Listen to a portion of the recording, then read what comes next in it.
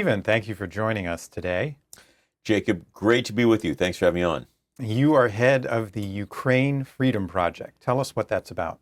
Well, I went to Ukraine on day 5 of the war just to help. I got Ukrainian friends there, and I had the opportunity, I had the freedom of movement, the freedom at that time to go, and so I just went to go help my friends, and um, and I stayed because the fight for freedom in Ukraine is unlike anything else I've ever been a part of.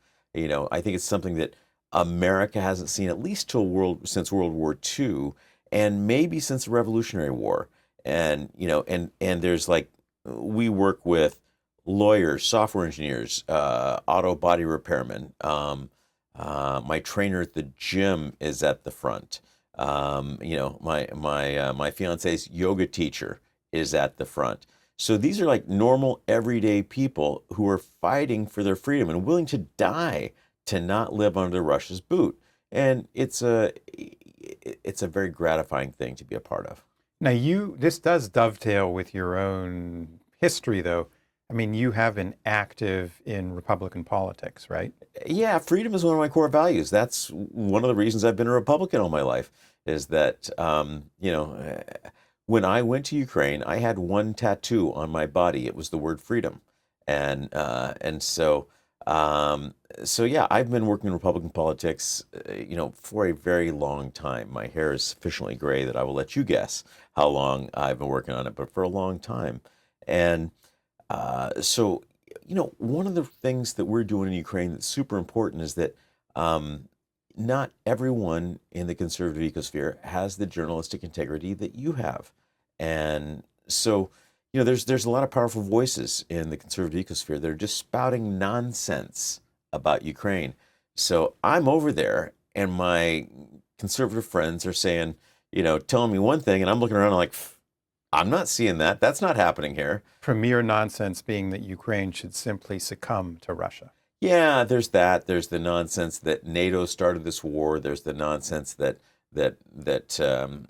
Putin came to liberate the Russian-speaking people of Ukraine. There's the nonsense that one of the places we're at, we're really deep into religious freedom in our work.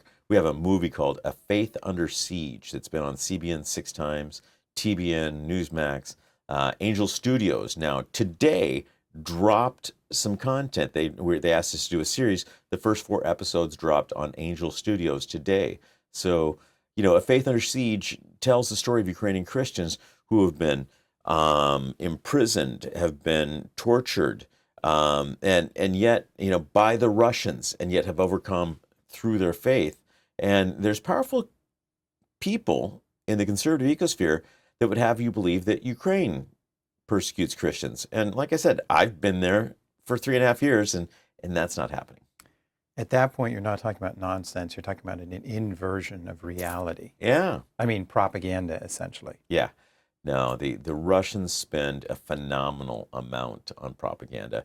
Estimates are between 1.6 and 2.4 billion dollars annually. It seems to be very effective, though.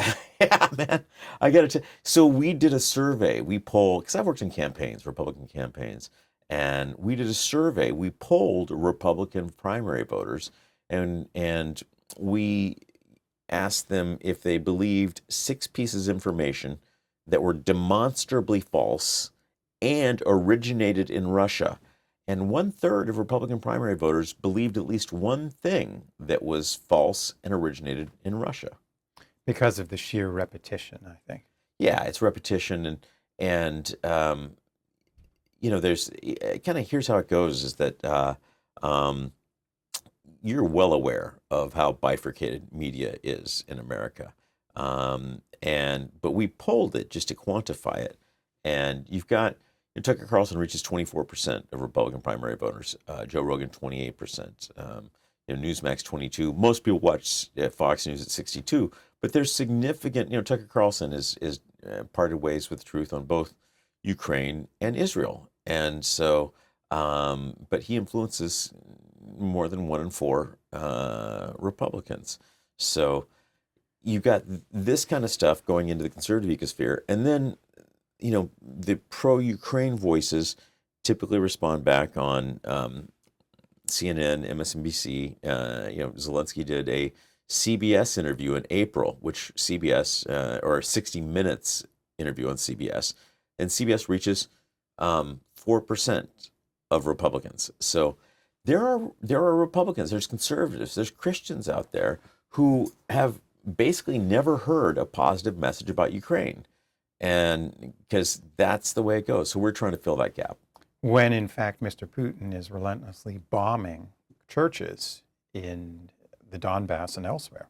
Yeah, all over the country, 650 churches at last count have been destroyed by the Russians, and he's mostly an equal opportunity destroyer, um, but here's what you should know is that I come from an evangelical Christian background, and and so that's where we focused initially with the Faith Under Siege, and we've now done short pieces on Jewish persecution in Ukraine, on Catholic persecution in Ukraine, and some others.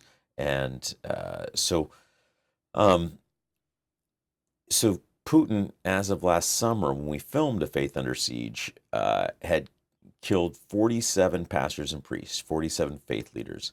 22 of them were evangelical Christian pastors, nearly half, but evangelical Christians make up less than 4% of the population of Ukraine.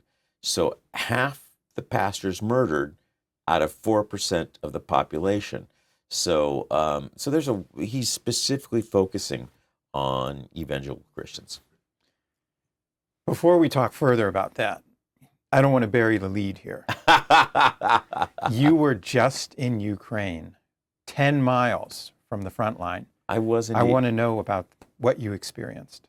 Yeah. So my colleague and I, Jana Shvetsova, in this particular instance, we go to the front quite a bit. And in this particular instance, there was a military doctor with whom we're friends, and I met him last summer, and I said, and this guy just does nothing but operates on soldiers, just saves lives all day, every day. He actually has nothing else to talk about. He'll send me videos of him operating on soldiers and tell me about it because he's just that excited about saving lives.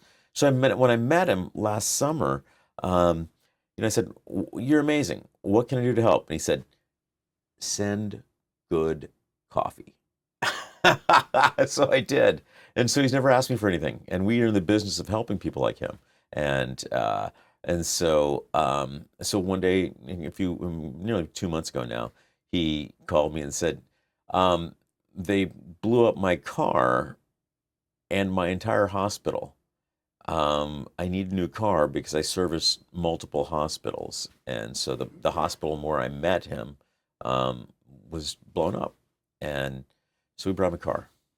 Now, did you feel a sense of danger? Because 10 miles from the front lines is pretty darn close. And my understanding is that the environment in the past several years has become increasingly hostile, Yeah. largely because of the drone technology, the incessant bombing. Can you talk a little about that? Well, I'm wearing a sports jacket today. Usually I wear body armor in these occasions. And the security environment in Ukraine is better than you think and worse than you think. Because, I went to Ukraine in the opening days of that war as a civilian. And the threats were everywhere. You could be a sniper. Someone could drive by shooting, roadside bomb, any number of things, anywhere. Whereas in Ukraine, there's a well-defined zero line, a well-defined front. And if you're, within a mile of that, you can be shot, blown up, taken prisoner, any number of unpleasant things. If you're within, say, 35 miles of zero line, then you're in artillery range. And more importantly, you're in drone range. And this war, at the beginning of the war, it was artillery, tanks, that sort of thing. Now it's almost all completely drones. And the drones are much more sophisticated than they were. Oh yeah, and they're much more sophisticated than our stuff. And I'll give you an example.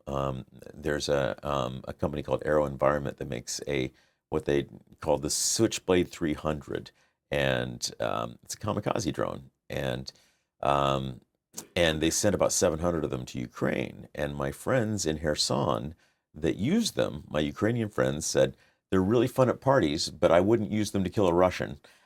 because they're really it's just a big firecracker, and it's maybe like a shotgun shell on the end of a drone. So and meanwhile, the Ukrainians make $500 kamikaze drones that are great. They evade electronic warfare, and two of them will blow up a tank. So $1,000 to blow up a $4.5 million tank. Um, now, and the Ukrainians have made 4 million of these drones since they started making drones. So 4 million times 500 is a reasonable number. 4 million times the price of a U.S. drone. A U.S. drone, that drone was $58,000. Now they improved it, so it's now comparable to the $500 Ukrainian drone, and they cost $100,000. So, if you look at 4 million times $100,000, that's almost all the budget of the U.S. Department of Defense.